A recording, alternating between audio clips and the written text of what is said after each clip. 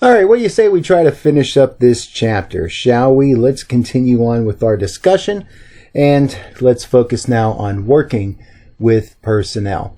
Managers have to adapt to the changes in the labor force and sensitively address the needs of a diverse group of workers. We are definitely that melting pot that we have learned about in our civics class, people from all races, all cultures, all different walks of life. And as a result of that, successful managers need strong leadership skills to cope with diversity and change among employees. We have to be willing to understand and embrace people that are different from us. So sometimes that is a challenge depending on your temperament. But it is something that we need to be able to do in order to live as a well-rounded and well-diverse society. So a flexible attitude and approach to managing people with a variety of backgrounds is critical. And who knows, you might learn a thing or two in the process. Some legal issues in personnel management. First off, the big one that's out there for us in media is equal employment opportunity. Employers are required by federal law to provide equal employment opportunities to all qualified applicants without regard to race, color, gender, religion, sexual orientation, or national origin. So, going back to our previous discussion just a few seconds ago, even if you don't want to, you better learn to want to. We're required to do it. It makes things a lot easier, though, if we actually embrace it and treat people as people. Don't you agree? I hope you agree. Anyway, yeah, we have to provide equal opportunities. The FCC oversees policies in which EEO rules for broadcasting and cable are enforced. EEO standing for Equal Employment Opportunity. So, in that regard, broadcasters and MVPDs, that is basically a shorthand for cable and satellite operators. They have to follow certain rules. One, they have to widely distribute information concerning each full-time job vacancy, unless it's a vacancy that needs to be filled in a demanding or special circumstance. So basically, unless there is some sort of proven immediate need that prevents us from doing this, where it would prevent us from fulfilling a vital role in a timely manner, we have to put information out about our full-time openings that we have. We have to provide notice of each full-time job vacancy to recruitment organizations that request notice. There's various different civic groups that may ask that we send notices on job openings, and that is something that we are required to do. And we also have to complete 2 or 4 longer-term recruitment initiatives within a 2-year period. So we have to do things like job fairs, scholarship and internship programs. We have to participate in various community events, all in such ways that we make ourselves available to the public at large, and especially in terms of whenever there is some sort of a job vacancy, that we are open about that and we let people far and wide know what opportunities are available. Now, the rules specify detailed record keeping and reporting requirements, and they require the commission to review the broadcaster's compliance at both midterm and at license renewal. So licenses are granted by the FCC to television and radio stations for an 8-year period. So basically, this review is going to happen every 4 years. And these are generally maintained in a station's FCC public file. So whenever there is some sort of job opening and that there is a participation in some sort of public event as it relates to company openings, those things are going to be logged into a station's FCC public file. The public file is a a place where all sorts of different documents related to a station and some of the conditions that it has to keep up in terms of maintaining its license. Those things are publicly available. Most of the public files nowadays are now available on station websites online, which link to the FCC, so that is open and available for the public to view, as well as that the documents are on file with the FCC. Now, another issue, sexual harassment. Let's talk about what is sexual harassment. When is it sexual harassment? So, according to standards put forth by the Equal Employment Opportunity Commission, the EEOC, it's sexual harassment when submission to such conduct is either explicitly or implicitly a term or condition of an individual's employment. Either you accept my advances or your job is going to suffer. Okay? It is sexual harassment when submission or rejection of such conduct by an individual is used as the basis of employment decisions affecting the individual. So, threatening someone's job because advances are not received. And when such conduct has the purpose or effect of unreasonably interfering with an individual's work performance or creating an intimidating, hostile, or offensive work environment. These are things that people should not be subjected to in their workplace, and these things are things to which companies can be found liable and individuals can be found liable if they are found to be guilty of these particular actions and allowing these actions to happen. So to prevent harassment, management must develop a clearly defined policy that defines and prohibits sexual harassment. It must be enforced. Companies must establish a communication program by which all employees are made aware of their rights, to let employees know that such actions are not tolerated and that there are mitigation steps. And finally, management must establish procedures for employees to report any violations or abuses of those rights.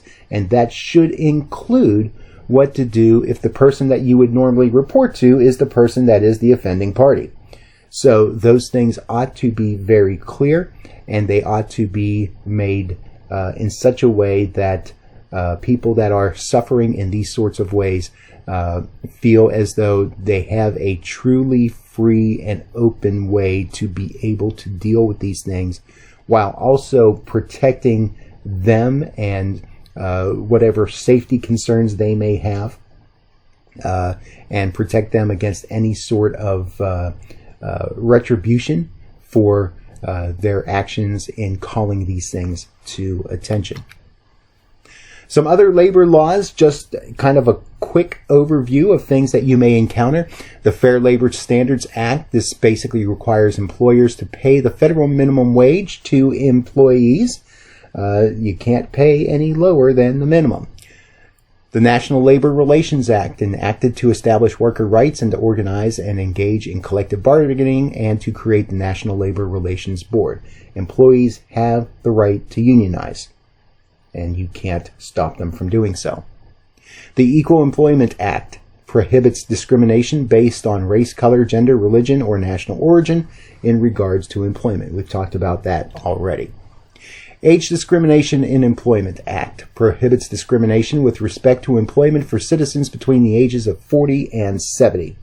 So you have to consider my application as an old fogey when I go and apply for a job. Thank you very much. The Equal Pay Act guarantees that all employees with similar skills and qualifications will be paid the same wage. The idea of equal pay for equal work. The Americans with Disabilities Act prohibits discrimination against and requires employers to provide reasonable accommodations for disabled employees.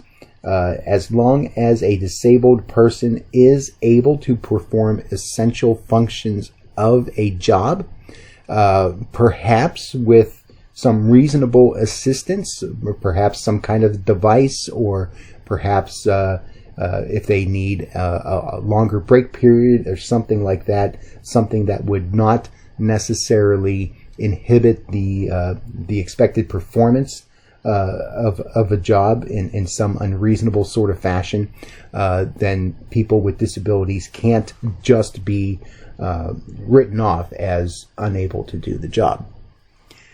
The Family and Medical Leave Act allows employees to take up to 12 weeks of unpaid leave on an annual basis for health or family reasons. It also requires the employer to hold the employee's job until return from leave of absence without loss of benefits or seniority.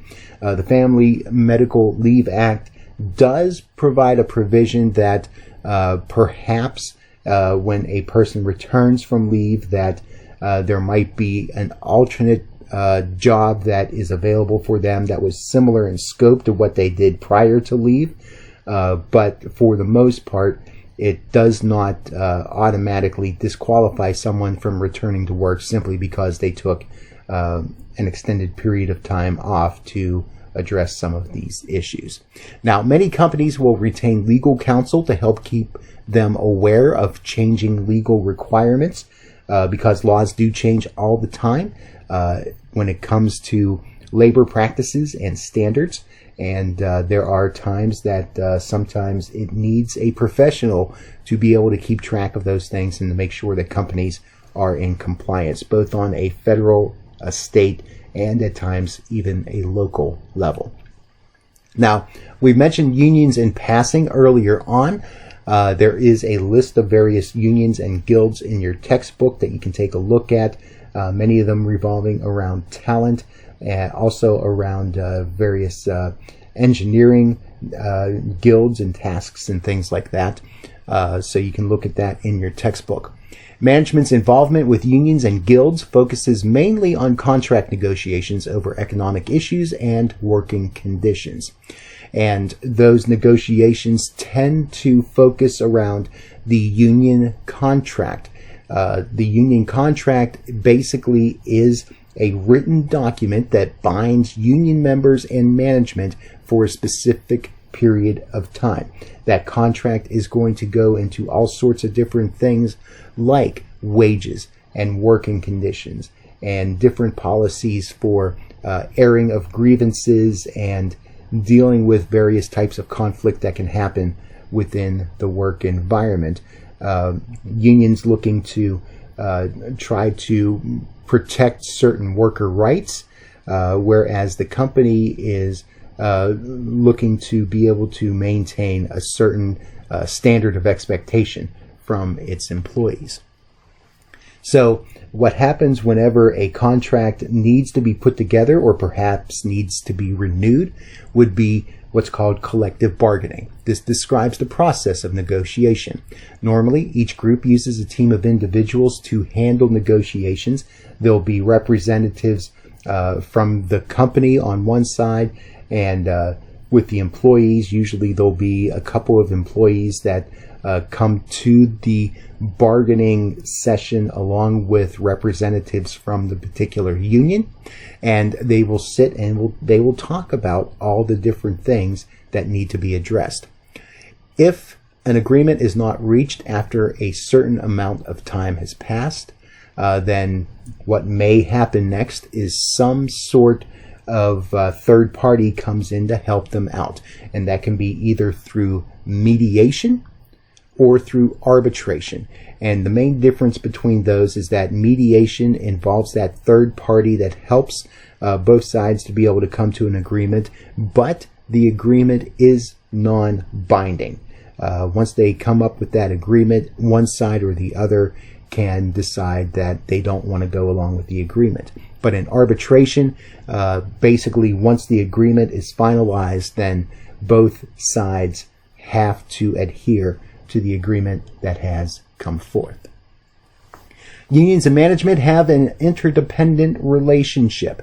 Management must recognize the needs of workers regarding wages and working conditions and respect the workers' right to organize. Meanwhile, the union must recognize the responsibilities of management and respect management's obligations to its shareholders and to the public. So there needs to be that understanding, and whenever that understanding is not there, then that's when you see heated discussions that come up, and sometimes perhaps even unionized workers deciding to strike, or a company deciding to lock out union members because negotiations have just gone that far south. Structure, communication, and personnel. We're pretty used to, in many organizations, seeing some sort of a flow chart that shows kind of the pecking order, if you will, of the way that a company goes. And usually at the top is going to be the president or the CEO of a company. And then from there, there'll be perhaps various vice presidents, on to various managers, and on down the chain as to who has the most power or authority, and who people are responsible to and who people are responsible for, and that sort of thing.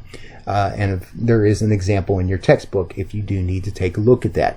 However, we're finding nowadays that many companies are recognizing that hierarchical structures don't really serve the efficient management of organizations very well. We live in a world that in which technology has made certain sort of protocols obsolete. The fact that we have a more global market where people we're dealing with are all over the world, and to be able to run things in an efficient manner where we don't have time to go through a certain protocol. All these sorts of things have really challenged the idea of the organization flowchart in some aspects. So kind of going up and down the chain might, in certain circumstances, inhibit the progress of a company. So leaner structures, a continuing development and educational programs for employees. Also a move towards self-generated projects and work groups as opposed to departmental tasks. These are all things that organizations are moving towards in such ways in that we are very much becoming much more entangled with different tasks and responsibilities and decision-making processes, as opposed to some of the more traditional hierarchical structures that we have adhered to. Doesn't mean they're completely going away, but it does mean that there may be justification for not always regarding that structure, or for giving a little more decision-making autonomy in certain circumstances and more responsibility in certain circumstances. Again, technology has really forced our hand in this, and the fact that we've become a much more global marketplace. Through technology, we have seen that employees have easier access to management. So the thing of it is that it's very easy to for an employee to fire off an email to the CEO and get him or her directly. However, the electronic means of communication and that directness still doesn't really replace the need for interpersonal relationships. The idea of being able to connect with someone in a one-on-one sort of way, whether it be physically in person through some sort of a video chat, the approachability of those things, that's still going to be really important. Managers still need to take the time to get to know their employees and to interact with them in various different ways, to publicly recognize them for their accomplishments, and to work to develop a sense of camaraderie and teamwork among all employees. There is the danger of how we've kind of broken up in different divisions and different areas, how we've isolated through some of the rise of remote work that has happened, especially in the past couple of years. There is a sense that we might be kind of feeling a little more isolated and that we're just kind of doing our own thing. we need to do things to mitigate that, to continue to create this atmosphere that we're not going back to that idea that we're all just cogs in a machine, that there is a human element to us. Successful managers, therefore, will integrate people skills and technological access for the benefit of all employees and for the organization. So, in the middle of it all, when it comes to employees, employers, company standards, the flow of work, the changing atmosphere of work, there's still the sense that we're dealing with people. And whether it's top down or down up, we need to remember to keep in focus the idea that we are dealing with people, and therefore we need to treat people like they are people. And people, I am going to treat you to the end of the chapter and the end of these lectures. Make sure you do what you need to do. Turn in the notes, turn in the study questions, fill out the survey. When you come to class, I'd like to talk a little bit about what you think of some of these structures and maybe some of the things that perhaps you had not thought about from the standpoint of a manager or an employee, from a manager or from a company perspective, I should say, when it comes to handling employees. Maybe there's a deeper appreciation. Maybe there's some things that you've experienced positively or negatively that gives you an impact on some of these things. And we'll talk about this and much more when we get together.